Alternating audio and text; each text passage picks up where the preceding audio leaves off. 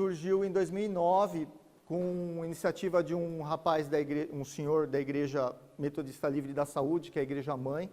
Então, a Igreja Metodista Livre em São Remo é uma congregação da Igreja Metodista Livre na Saúde. O nome dele é Félix Massahiro. Não é Massarico, não, né? Massarico é esse nome de gente que arromba caixa eletrônico, né? Félix Massahiro. E eu até estava pensando, os japoneses que tem aqui na Missão Aliança, contato, é tudo nome engraçado, né? O meu é Elbio, né? Eu esqueci o crachá. E meu pai, eu nem gosto muito de tocar no assunto, que isso mexe com a minha ferida, assim. Mas meu pai falou que foi homenagem a alguém que ele conheceu e naquela época eles chamavam de homenagem, hoje já tem um nome específico para isso, que é bullying, né? E tem a Kátia, né? Não sei se vocês conhecem a Kátia. Alguém sabe o nome completo da Kátia? Kátia Cocada. Eu nem sabia que tinha cocada no Japão, até conhecer a Kátia Cocada. Né? E quando eu falei a Kátia Cocada, deve ser aquelas baianas com tabuleiro, né? Com turbante. E tem o Kei, né? O pastor Kei, que também... Kei Arruaça, né? Imagina ele em Tóquio nos anos 60, devia ser o terror, né? E então, aí começou com o Félix Massahiro, ele é membro lá da Igreja da Saúde, ele ajuda lá no projeto, e aí ele vendo os jovens da igreja crescendo, os adolescentes crescendo, aí ele falou, puxa, a gente podia fazer alguma coisa para trabalhar com os jovens, e aí ele mobilizou o grupo de casais que ele participa, e aí conversando com a gente também, aí decidiu fazer um projeto de apoio para esses jovens. Então, aí a gente reuniu pessoas interessadas nesse assunto, fez um grupinho, e esse grupinho começou a se reunir para discutir, fizemos alguns documentos tipo um estatuto do grupo, né, quais os objetivos do grupo. E dentre as coisas que saiu da reunião foi um programa de bolsas de estudo parcial. A gente estabeleceu as regras nessas reuniões, como é que funcionaria, os critérios, tudo. E aí saiu dessa iniciativa do Félix, que a gente chama ele de Massa, né? E aí a gente, dentre os nossos sonhos, é que esses bolsistas lá de São Remo, que são beneficiados pelo programa, a gente não tem como cobrar isso, né? Mas é uma obrigação moral que a gente fala, de eles se tornarem financiadores depois desse projeto, né? E de eles entenderem que o conhecimento que eles receberam tem que ser usado para benefício de outras pessoas. Então, não só a questão financeira que eles vão ter, mas o benefício que eles, de visão de mundo, que tem que ser usado para beneficiar outras pessoas também. Então, nosso desejo é que isso, com o tempo, se torne um ciclo vicioso, a ponto de a gente não precisar mais tá lá e os próprios ex-formandos acabem financiando esse projeto, né? Não sei se o Albert sabia disso, né? Mas ele tem um compromisso de ser padrinho no futuro, que ele era... né? É um projeto que tem um apoio mais restrito, porque a gente pensando em como é que ia fazer, a comunidade de São Remo tem 13 mil moradores, então a gente falou, a gente não tem fundos para abrir para candidatos, então a gente restringiu que seriam pessoas com quem a gente tinha um contato mais prolongado, e as pessoas que a gente tinha um contato mais prolongado lá eram as pessoas, os jovens e as crianças que cresceram na igreja, né? Então a gente falou, então a gente vai focar nesse grupo só por uma questão de poder delimitar para que não fique algo pessoal, né? Você pode, você não pode, você participa ou você não participa, para que a gente tenha um critério mais objetivo. Então foi esse o critério que a gente adotou, mas no futuro, a gente tendo mais recursos, a gente pode repensar esse critério. A gente fez algumas ações também, pensando nesse trabalho com o pessoal. Uma delas, a gente juntou aquele grupo de adolescentes que estavam terminando o colégio naquela época. Contratamos uma psicóloga e fez uma orientação vocacional com eles. Fizeram 10 encontros com algumas dinâmicas, atividades, para tentar identificar as áreas que eles tinham mais facilidade, né? E aí, depois desses 10 encontros, a gente começou a ajudá-los a encontrar lugares onde eles pudessem fazer esse curso, tipo de instituição que se encaixasse no perfil deles, se era pública, privada, ajudá-los a entender também como é que funciona a ENEM, ProUni, mesmo o vestibular da USP, porque a gente está do lado da USP, é um muro que divide a comunidade de São Remo da USP. Inclusive, tem 2 portões que saem direto da comunidade e já entram na USP. Mas, por incrível que pareça, tem pessoas que moram lá há anos e não sabem que a USP é uma universidade pública, né, e que eles podem estudar lá. Eles também não sabem que proporcionalmente ao salário, quem mais paga a USP são as pessoas que têm uma renda mais baixa. Por quê? Porque a USP é financiada pelo ICMS, que é 10% do ICMS vai para as universidades estaduais de São Paulo. E ICMS, a maior arrecadação é compras de mercadoria, supermercado, essas coisas. Em relação ao salário, quem mais gasta com alimento são as pessoas de classe baixa. Então, são eles quem mais pagam em porcentagem do salário à USP. E eles não sabem que é eles que pagam aquilo lá e que eles podem desfrutar daquilo, né? E aí, a gente fez teste vocacional, orientou, e aí no outro ano a gente pensou em fazer um cursinho comunitário lá dentro da São Remo, e a gente entrou em contato com uma outra entidade que já trabalhava com isso, fizemos em parceria, outra entidade chamada Alavanca, e a gente fez o cursinho em parceria com eles, mas a gente sentiu que é muito difícil manter o cursinho pré-vestibular, assim. Você tem que manter uma equipe de voluntários grande, porque precisa um para português, um para matemática, um para não sei o quê, e às vezes tem coisa que português precisa de um para gramática e um para redação, ou um diferente para literatura, que entenda mais. Então é um quadro de pessoas muito grande, de voluntários, por um ano. Então a gente viu que é muito difícil manter isso, né? E São Paulo tem um problema muito grande de deslocamento, né? Então assim, a gente gasta muito tempo para ir de um lugar para outro, então é normal alguém gastar 1h30 para ir, 1h30 para voltar do serviço. Então isso dificulta muito também a gente manter esse quadro. Então a gente sentiu que a gente fez uma turma de 2 turmas de 7 alunos, porque o objetivo era não reproduzir o método da escola. Porque a escola pública em São Paulo, né, diferentemente, não, como a gente sabe em todos os outros lugares, é muito defasado e no número de alunos muito grande. Então a gente falou, a gente não pode reproduzir esse modelo que não deu certo. Então vamos fazer uma turma de 7 alunos, 2 turmas de 7 alunos, para poder dar uma atenção maior para esses alunos, para poder explicar e ajudá-los de uma forma mais intensa. Começamos com 14 alunos, terminamos com 2, né? E também tivemos muitas dificuldades de manter o quadro dos professores. E aí, depois dessa experiência, a gente falou assim, olha, vamos fazer diferente. Em vez de a gente fazer o cursinho, vamos mapear os cursinhos que tem na USP. E lá tem alguns cursinhos comunitários, e vamos indicar eles para lá. Então, às vezes, quando os adolescentes estão procurando, a gente tenta orientar, indicar para lá. E se às vezes tem algum custo que é custo pequeno, mas a gente às vezes tenta ajudar, se o rapaz ou a menina não tem condições de arcar com esse custo, a gente ajuda também. Na verdade, teve só um caso que a gente precisou ajudar financeiramente a pessoa a pagar essa mensalidade que era baixinha. E aí, até agora, do programa de bolsas, que é um programa de bolsa parcial, que é até 50% da mensalidade, tem essas pessoas que participaram até agora. Então, o Lineker é um rapaz que fez direito, depois eu vou mostrar as fotos, aí eu falo mais detalhadamente. O Albert, que fez jornalismo, né, que já terminou, o Lineker terminou também, a Sheila fez técnico de nutrição, terminou já. A Angélica ainda está estudando, ela faz enfermagem, a Juliana ainda está estudando e faz nutrição, e o Everson também está estudando ainda e faz fisioterapia. E aí, assim, esse grupo meio que já ingressou e já está do meio para o final do curso, alguns já terminaram, e agora tem um novo grupo de adolescentes que está surgindo, e a gente está pensando em trabalhar com eles. Então, a gente fez esse novo processo de orientação vocacional, só que agora a gente fez diferente. O Albert, ele participou de um treinamento que a Missão Aliança e a Igreja Cristã da Família, se não estou enganado, organizou um material chamado IES, que é uma orientação vocacional. E aí ele e a esposa dele participaram, e eles estão fazendo esse curso, fazendo orientação vocacional com esse material para os adolescentes lá de São Remo. Então esse novo grupo está sendo orientado nessa parte de orientação vocacional, para mapear através deles. E já terminou, né? Terminou essa semana passada, acho.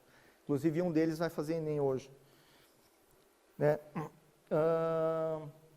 E aí, depois vai fazer esse mesmo processo de ajudá-los a identificar o melhor curso dentro do perfil de distância, de custo, se é pública, se é privada, e ajudá-los a se encaixar nessa questão. E aí tem algumas palestras que a gente faz pontuais, assim, quando a gente percebe, tipo assim, os caras não se controlam, tem um orçamento desequilibrado, então vamos tentar sentar com eles e ajudá-los a se organizar, a gastar menos do que ganha. Até a gente fez isso. Aí as mulheres da igreja falaram assim, mas por que só os jovens? Mas vocês têm problema com isso? Tem, aí foi a igreja inteira, né? Participar da palestra para saber como gastar menos do que ganha. E aí tem algumas fotos, né? Então esse aqui é o grupo que fez a primeira orientação vocacional. Então o Albert está ali, tem alguns jovens da igreja, alguns que eram amigos dos jovens da igreja, né? Então aí, os encontros eram sempre feitos através de dinâmicas, assim, para identificar. Então tinha umas coisas lá, tipo, você vai me vender essa meia furada, né? O que você faz para me vender a meia furada? Para identificar capacidade de comunicação, capacidade de... Então tinham várias dinâmicas para poder identificar. A moça que deu é aquela que está sentada ali, que está em pé ali, sentada não, que está em pé ali, ela que é psicóloga e fez a orientação. Então esse encontro aí foi sobre como ética do trabalho, como se portar no trabalho, em entrevistas, coisas assim, né? Então o Massa é esse aqui, ó. Esse japonês que está de costas é o Massa. Aquele japonês não sou eu, é outro japonês, né? Que veio falar. Parece, né? No escuro ainda, né? Meio escuro. Então esse aqui é o cursinho que a gente fez. Você vê aqui, ó, tudo japonês, né? É que lá na Igreja Metodista Livre tem um monte de japonês, porque começou com missionários japoneses no Brasil. Então a Igreja Metodista Livre, não a do Brasil, a Livre, quando os japoneses vieram para o Brasil, alguns pastores sentiram assim, puxa, eles estão desamparados lá. Então alguns pastores resolveram imigrar também, para poder dar apoio aos japoneses que estavam aqui no Brasil. Então tem bastante japonês, você até confunde, eu já cumprimentei, não cumprimentei? Né? Até eu às vezes falo assim, nossa, sou eu? É outro cara? Quem? Então aqui é a outra turma, que eram duas turmas, né? Tá vendo? Outro japonês aqui, ó. Japonês é engraçado, que mesmo de costas a gente sabe que é japonês, né? Não é? Tem alguma coisa, assim, eu não sei o que é. A gente não vê o olho, mas sabe que é japonês. Né? Então aqui são os bolsistas. A Angélica, essa aqui, ela está fazendo enfermagem. Ela é lá da igreja também. A família toda participa lá, a não ser o pai. Mas o pai logo vem. O pai a cada 7 anos quase morre. A cada 7 anos a gente vai resgatá-lo, fazer alguma coisa, porque ele, há 7 anos atrás, logo que eu tinha chegado em São Remo, ele quase morreu afogado no Guarujá. Ficou internado 20 dias, acho, no hospital, porque ele tomou umas biritinhas, foi nadar e a água levou ele para o fundo, ele quase se afogou. Eu até fui buscá-lo lá depois. E aí a esposa também quase se afogou, porque a esposa no desespero foi salvar o marido, mas ela não sabe nadar, ela esqueceu que não sabia nadar, e quase morreu junto com ele. E há alguns anos, depois de 7 anos que aconteceu isso, ele caiu de um elevador no serviço dele, de um andar, assim, ó, caiu, ele quebrou a perna, quebrou o braço, operou o ombro, agora está afastado do serviço. E, inclusive, quando ele senta na igreja, eu não sento muito perto, né? Porque vai que erra o alvo, eu sento do outro lado, assim, para não... então. E ela faz enfermagem na USP. Então, quando ela falou assim, o que você quer fazer? Eu quero fazer faculdade pública. Eu falei, tudo bem, só que assim, não é fácil de entrar, mesmo que você seja uma boa aluna na escola pública, se está muito defasado, você vai ter que fazer cursinho, talvez mais de 1 ano de cursinho, talvez 2 anos, talvez 3 anos. E aí a gente conversou com a família, explicou, falou, não adianta vocês falarem para ela daqui 1 ano e trabalhar. Ela tem que fazer o cursinho, voltar para casa e continuar estudando. Vocês topam, vocês bancam isso? Porque não adianta falar assim, agora ela não pode mais ficar só estudando, porque é despesa para a família.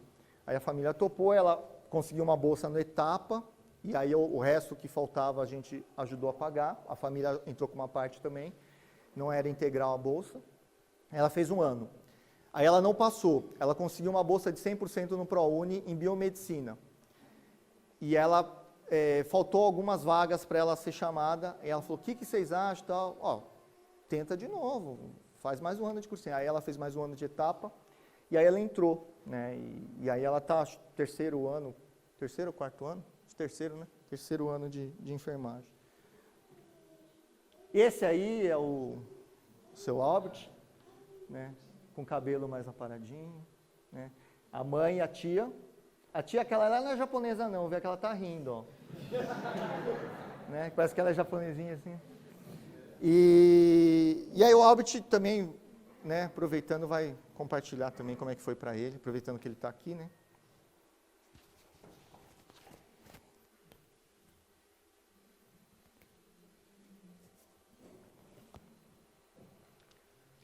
Não, pode ficar. Bom dia. Ele quer ficar perto do pastor. Na verdade, o que eu queria compartilhar é que, assim, o Papo Jovem, para mim, ele foi um divisor de águas. Acho que muitos aqui trabalham em comunidades carentes, né? Eu costumo chamar de quebrada. E lá a gente eu não tinha muita visão nem de terminar os estudos, né? Assim, meus pais foram até a 4ª série só, então, como eu já estava no ensino médio, para mim eu já estava no lucro, né? E o incentivo que os integrantes do Papo Jovem deram para a gente foi muito importante para mim, foi essencial. Até eu conhecê-los, até eu conversar com eles, assim, eu não tinha muita visão de fazer faculdade. Eu não queria fazer faculdade, porque eu achava que eu não conseguia, né? E apesar da USP ficar do lado da minha casa, eu também não tinha muita esperança de que eu passasse na USP, né? E engraçado que quando eu fiz o teste vocacional, deu para a área de comunicação, né? E todos os testes que eu fiz na vida me levaram para a área de comunicação. E eles não fizeram só isso, eles também promoveram encontros do pessoal do teste vocacional com os profissionais das respectivas áreas, né? Então eu conversei com uma jornalista e ela me explicou como é que funcionava. E assim, para mim foi o bem maior que eu tive com o programa do Papo Jovem, foi poder acreditar que eu conseguia, né? Foi poder acreditar que depois do ensino médio eu tinha ido um bom caminho para trilhar e eu tive um grande incentivo, inclusive da parte do Elbio também, para continuar estudando. Você vê como ele incentiva, né? Muito bem. E eu não teria começado a estudar se não fosse a ajuda financeira do Papo Jovem. Acho que Deus providenciou, depois que eu comecei a faculdade, outros meios. O meu chefe pagou parte da minha faculdade, a empresa que eu trabalhava pagou parte da faculdade. O Papo Jovem ajudou durante um tempo, aí quando ele viu que eu conseguia caminhar com as próprias pernas, a gente deixou de ajudar, né, financeiramente, mas continua ajudando e incentivando, né? Então acho que para mim foi importante, porque realmente sem o Papo Jovem eu não teria começado, né? E com relação à ajuda financeira, estou estudando para ser pastor, né? Então acho que não sei se eu vou ter grana para ajudar financeiramente. O cara já está arranjando uma desculpa, já. Eu até conversei com o Elbio, que se eu fizer um estágio ali na Universal, não sei, né? Talvez até role. Mas o meu desejo, hoje como formado, é de realmente poder ajudar, poder mostrar para os adolescentes agora que as chances deles entrarem na faculdade é muito grande, né? Foi muito bom poder ter ajudado no IES, no teste vocacional com eles, né? Na verdade foi muito edificante, né? Poder compartilhar um pouco de experiência e aprender um pouco deles também. Então eu tenho desejado mesmo me empenhar para ajudá-los, né? Financeiramente inclusive. Tá gravando aí, né? Você manda uma cópia para mim.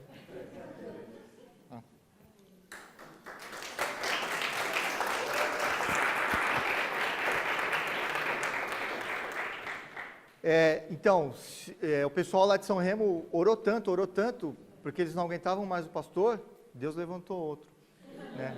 Então tá vendo, ó, se o seu pastor é meio mala, aí você ora que Deus responde.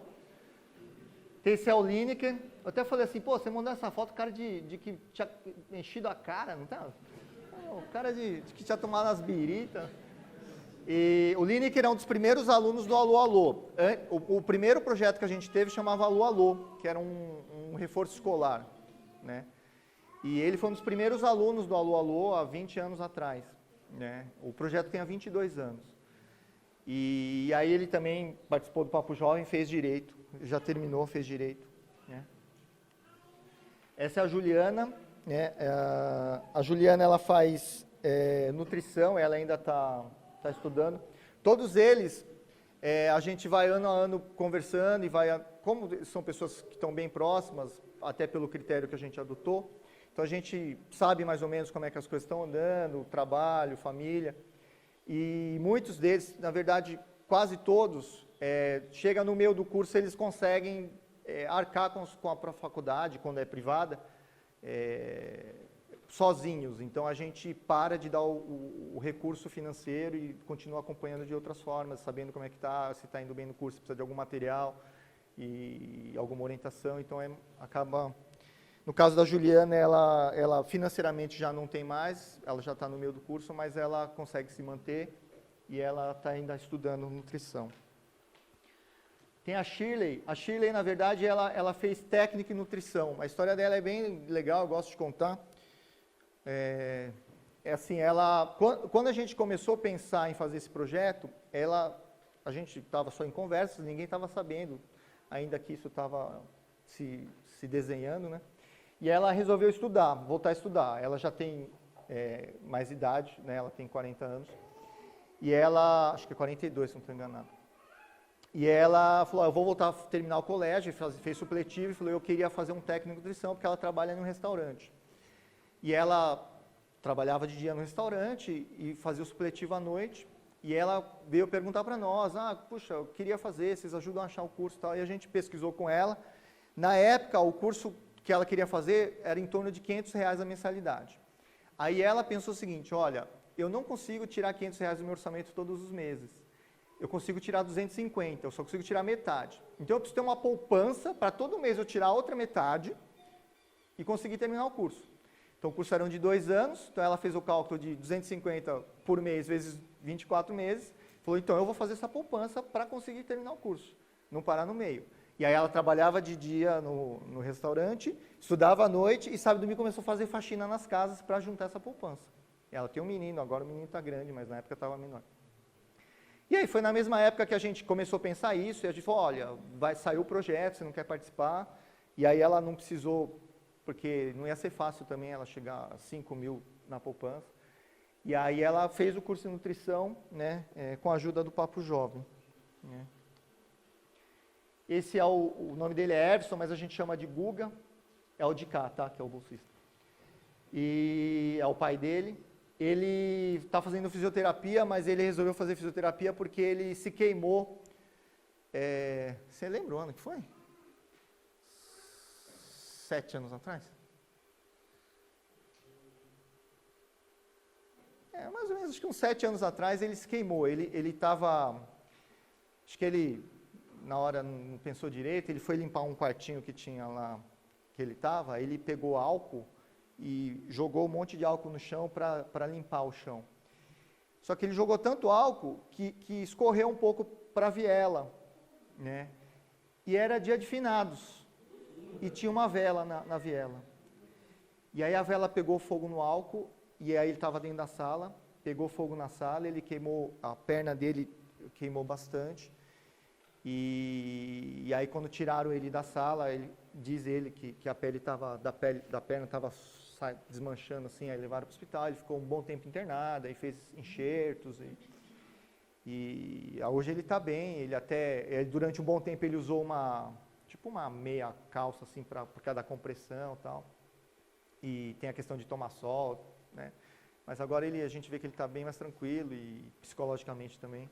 E aí uma das coisas que ele falou é que ele decidiu fazer fisioterapia por causa dessa experiência que ele teve também, né? De que ele viu como não é uma coisa de fácil e como ajudaram bastante ele. Então ele falou, quero fazer fisioterapia para poder, no futuro, também ajudar outras pessoas nessa área, né? Então ele é o último bolsista que ingressou, né? Porque durante um bom tempo ele terminou o colégio, ficou sem estudar, mas aí ele ingressou, foi o último a ingressar. Essa aí eu coloquei essa foto, eu tô ali, ó, eu sou da esquerda, tá? Sou esse aqui. Não, é que de repente pode achar que eu sou esse aqui, né? Falou, pô, o cara usa peruca, ele é careca, ó. Né? Essa é a Jacira, na verdade a Jacira não foi um membro formal do projeto Papo Jovem, assim, a gente não fez aquele contrato que a gente costuma fazer, de sentar com a família assinar, o bolsista assinar, mas ela era funcionária do Girassol, que é o outro projeto, que era uma SEI na época, uma creche, conveniada à prefeitura, e ela trabalhava lá na área de limpeza. E ela também falou, vou voltar a estudar. E ela fez o supletivo, terminou, e ela resolveu também fazer pedagogia. E a associação também ajudou, não da forma formal pelo Papo Jovem, mas ajudou ela também financeiramente para conseguir fazer o curso. E aí ela se formou, primeiro semestre, e aí fomos lá prestigiar, estava com o marido, os filhos, o orgulho dela, o marido também super orgulhoso, né, de ela ter se formado, e hoje ela é educadora lá do Girassol, né, que não é mais CEI, agora é um projeto de contraturno, e ela é uma das educadoras que está lá. Então é legal de ver que ela tem uma história lá com a gente, com a instituição, e que ela também pôde ir se desenvolvendo, aprendendo novas coisas. Assim como o Adelvan também, né? O Adelvan, ele também começou como voluntário lá na associação, voluntário professor de capoeira. Ele é mestre de capoeira, não mexe com ele, que não, né? E aí depois ele virou educador e agora ele é coordenador lá. Então a gente está bem feliz nesse sentido de ver que no decorrer dos anos as próprias pessoas estão participando lá do projeto. E o nosso desejo é que esses jovens também venham assumir lá e daqui a um tempo a administração seja tocada por eles. A gente não precise mais e vem alguém da saúde para trabalhar lá. Né? Então é isso. E aí, assim, na verdade, o nosso desejo com esse projeto é que esses jovens venham ter uma condição de vida material melhor, mas mais do que isso, a gente quer que esses jovens venham ter uma visão de mundo diferente, que eles venham ter aspirações diferentes. E uma coisa que eu penso para mim, e eu acredito que muitas pessoas lá do projeto e da Igreja da Saúde, da Igreja de São Remo, é que eu pessoalmente gostaria que eles não tivessem a visão do que a maioria da classe média cristã tem hoje, que eles conseguissem superar esse sentido, né? Então, assim, um dos elementos que eu vejo é com relação a como lida com dinheiro, como lida com sonhos, como é que lida com as expectativas do futuro. Porque eu vejo que o modelo de cristianismo da classe média, na maioria dos casos, não sei se tem sido ideal, porque a gente vê que as aspirações da classe média são as mesmas aspirações da classe média que não é cristã. Não é? Você pega o orçamento de uma família cristã e o orçamento de uma família ateia, são os mesmos critérios de despesa. Você pega os sonhos para 10 anos de uma família cristã e os sonhos para 10 anos de uma família que não é cristã, uma família budista, são os mesmos sonhos de ter uma casa tranquila, uma casa boa, poder viajar de vez em quando, comer em lugares legais, né, que comam coisas diferentes. Não sei se esse é o modelo ideal, né? Então, o nosso sonho é que eles consigam com isso criar um novo modelo, talvez, nesse sentido, e consiga superar essa dificuldade que às vezes a gente tem. Né? A gente às vezes pensando nisso, a gente às vezes fala assim que Jesus é o Senhor da nossa vida, né? Senhor no sentido de dono da nossa vida, né? A palavra original tem esse sentido não é Senhor de demonstrativo, de pronome de tratamento, mas um Senhor no sentido de que Ele é meu dono, né? Como se eu fosse um escravo dele, Ele é meu dono, né? Então a gente fala que Jesus é o nosso dono, mas a gente, muitas áreas, Ele não é o nosso Senhor, né? E eu fico pensando assim, a nossa vida é o nosso tempo que está aqui, na Terra, não é? E, por exemplo, o dinheiro que eu recebo é o meu tempo materializado em dinheiro. Por exemplo, se eu trabalho 8 horas, eu ganho X, se eu trabalho 16, eu ganho o dobro. Então, eu transformo o meu tempo em dinheiro. Por exemplo, se eu ganho mais porque eu fiz uma faculdade, eu ganho mais porque eu investi mais tempo naquilo, tem mais tempo em jogo ali. Né? Se eu ganho mais porque eu tenho mais experiência, já trabalhei vários anos naquilo, então eu ganho mais porque eu dediquei mais tempo para aquilo. Então a troca, de certa forma, é uma troca de tempo por dinheiro. Então, para mim, o dinheiro é o tempo materializado, é a nossa vida. E o nosso Jesus é o Senhor da nossa vida, mas não é às vezes o Senhor do nosso dinheiro, que é a nossa vida, de certa forma. Né? Então, acho que isso é uma coisa. E aí eu tenho algumas coisas de John Wesley assim, que me marcam bastante. John Wesley, que é o fundador da Igreja Metodista, ele durante um tempo ele tinha um salário mais baixo, porque, e aí eu não lembro os valores, mas acho que era coisa de 500 libras na época, e aí depois, por alguns motivos, ele escreveu alguns livros e tinha os direitos dos livros, e aí ele começou a ganhar muito mais, então ganhava 1.200, e aí ele falava assim, puxa, quando eu vivia com 500 libras, não me faltava nada. não sentia falta de nada. Então eu vou continuar vivendo com 500 libras. E o resto eu vou dedicar para abençoar pessoas. Né? E aí ele falava assim que o cristão deve ganhar o máximo de dinheiro que puder. Toda oportunidade que você tiver para ganhar dinheiro, ganhe. Foi Deus que te deu a oportunidade de ganhar dinheiro. Né? Mas tenha uma vida simples, econômica, e abençoe o máximo de pessoas que você puder. Então acho que nesse sentido, infelizmente, acho que a classe média cristã tem patinado muito nesse sentido, né? Que tem a ver com consumo, que tem a ver com o meio ambiente, que tem a ver com várias outras coisas, com amor ao próximo. Tá bom? Então, acho que, na verdade, o nosso objetivo é essa questão. Não só a questão de uma condição material melhor, mas uma mudança de perspectiva, de objetivos, de sonhos para a vida. Tá bom?